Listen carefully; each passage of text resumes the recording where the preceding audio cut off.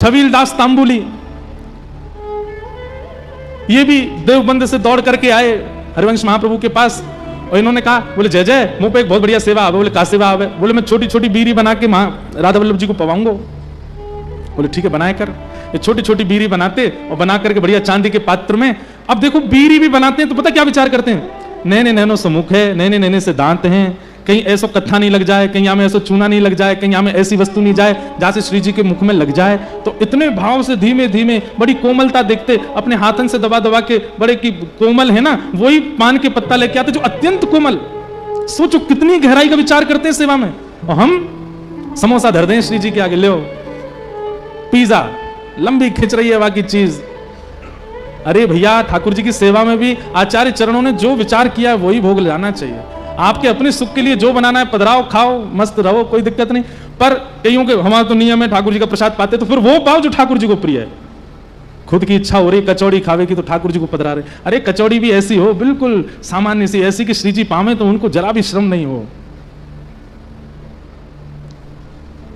कितना विचार करते हैं आचार्य चरण। बीरी छोटी छोटी, राधा रमन जी की देखो इतनी सी बीरी होगी। हमारे सेवा कुंज में जाओ कभी, सेवा कुंज, वहां पे भी इतनी इतनी सी बीरी। उन बीरी को पाओगे ना आप तो वो मुख में जाकर के ऐसी हो जाती है, उससे भक्ति वर्धन ही होगा, कभी आपका कोई और भाव उत्पन्न नहीं हो सकता उससे, क्योंकि वो बनाई इसी भाव से जाती है। तो छबीलदास तांबुली इतने भाव से बीरी बनाते, सिद्ध करते। एक दिन महाप्रभु जी बड़े प्रसन्न थे और प्रसन्न होकर के सब अपने सेवकों के संग बैठे थे और प्रसन्नता में बोल पड़े, बोले आज तुम्हारो जो मन हो मांग लो, आज मैं देवे को मने रो मेरो मांग लो, कहा चाहिए। कोई कह रहा हो बोले जय जय मुकु जय दे दो, जय जय मुकु ठाकुर जी की पीताम्बरी दे दो, जय जय मुकु ठाकुर जी को चंदन दे दो, जय जय मुकु मुकुट दे दो, ये दे दो, माला दे दो, सब मांग रहे हैं। किसी ने रत्न मांगे, किसी ने आभूषण मांगे, महाप्रभु जी सबको दे रहे हैं। दूर बैठा तांबुली छबीलदास, महाप्रभु जी बोले, कह रहे छबीलदास तू ना मांगेगो, तेरी बीरी बहुत सुंदर हूं मैं रोज पधराऊं श्री जी को, और पधरावे के बाद जब प्रसादी ग्रहण करूं मुंह में जाती ऐसी घुल जाए, ऐसा लगे श्री जी अंगीकार करें तेरी बीरी, बता तू को कहा चाहिए। छबीलदास समीप गए, जय जय जे सबरे बात करें, कहा कि पर्दा के पीछे राधा वल्लभ जी कूद जाएं और कूद के आपकी गोद में आके बैठ जाएं और आपकी दाढ़ी पकड़ें, आपके गालन ने ऐसे पकड़ें, आपके कानन ने स्पर्श करें, आपकी पाग के संग खेलें। जय जय जी बात सच्ची है। और साधारण बोला सा बेचारा छबीलदास, जय जय राधा वल्लभ जी आपकी गोद में कूद जाते हैं, आपकी गोद में बैठ जाते हैं। हमने सुनिए आप ही प्रसाद को थाल भीतर लेके जाओ, पर्दा लगाते ही राधा वल्लभ जी गोद में आके बैठ जाओ, फिर आपके हाथ से पामे। महाप्रभु जी कुछ बोले नहीं, मुस्कुराते रहे।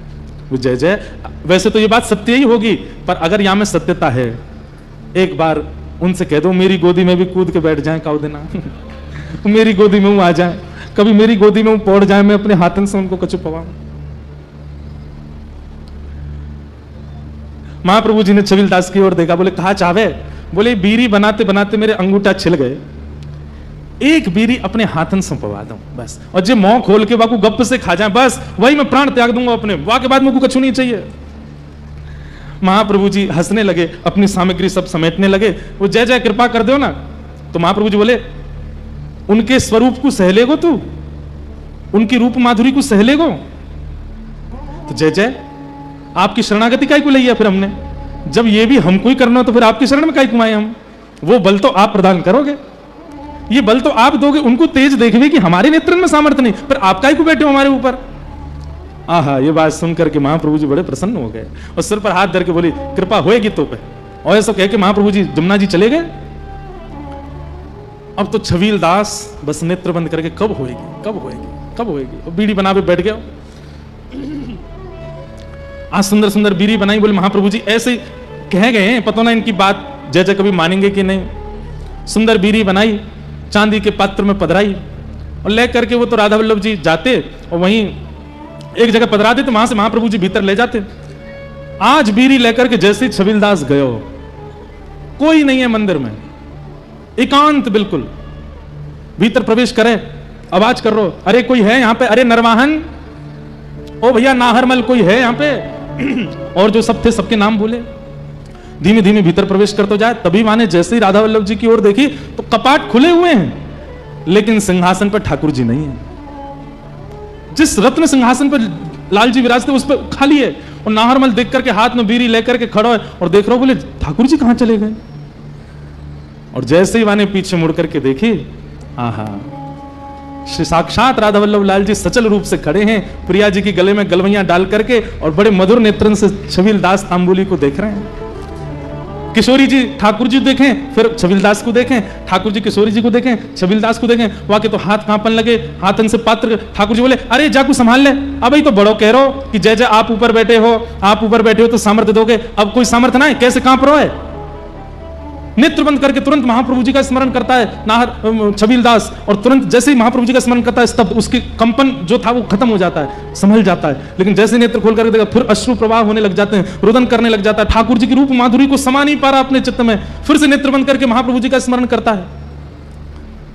ठाकुर जी बोले चौरे खड़ो ही रहेगो, रोतो ही रहेगो, बार बार कभी आंख बंद करे खोल ले, अब जी बना के लाओ बीड़ी, पवा तो दे हमें। तो धीमे से कांपते हुए हाथों से ऐसे पात्र खोल के सामने धर दियो। श्री जी बोली अरे तांबुली नीचे काय को धर रहा है, उठा के यहां ला, अपने हाथ से पवाए दे, अपने हाथन से पवाए दे। समीप गया, हाथ कांप रहे हैं उसके, देख नहीं पा रहा, नेत्रों से इतने अश्रु आ रहे हैं कि धुंधला धुंधला हो रहा है। ठाकुर जी उसको दिख नहीं रहे हैं। कभी ठाकुर जी की नाक में हाथ धर दे, कभी गाल पे हाथ धरे। ठाकुर जी ने कही अरे तांबुली कहा करे। श्री जी बोली रोको, हाथ पकड़ करके जैसे ही पवाने लगे, ठाकुर जी अरे नहीं पहले प्रसादी तो कर दे, पहले श्री जी को पवा, और श्री जी या को आध हुई पहियों फिर मैं पाऊंगा। नाहरमल ये सब सहन नहीं कर पा रहा, ये सब उसकी सोच से परे की स्थिति हो रही है। किशोरी जी हाथ पकड़ करके कहनी ला मोकू पवा, और वाके हाथ से आधो सो बीरा पाले, और कहें अब जय जय को पवा। और जैसे ही ठाकुर जी को पवाता है, ठाकुर जी के मुख में पधराते ही नाहरमल वहीं अपने प्राण त्याग देता है। ठाकुर जी के सामने ही चरण लिपट करके प्राण छोड़ देता है। महाप्रभु जी यमुना स्नान करके लौट करके आए तो जैसे कोई कछुए की आकृति में पड़ा रहता है, ऐसे ही तांबुली वहां है, और विपरीत दिशा में राधा वल्लभ जी इधर है, वो इधर मुंह करके ऐसे पड़ा है। महाप्रभु जी ने आगे कही अरे तांबुली कहां भयो। जाकर के देखा तो वो तो अचेत है, प्राण जा चुके हैं। उसके हाथ में दो मुक्की खबी भई केवल एक बीरी लगी है, और वहां भीतर जैसे ही देखो है तो श्री राधा वल्लभ जी विराजमान है, और बीरी को पात्र खुलो भयो सामने धरो है। ये देख करके महाप्रभु जी समझ गए तो कृपा भी है। सब इकट्ठे है गए, सब ने तांबुली के ऊपर करीब ही ठाकुर जी की इस कृपा को सराहना की। बोले राधा वल्लभ लाल की।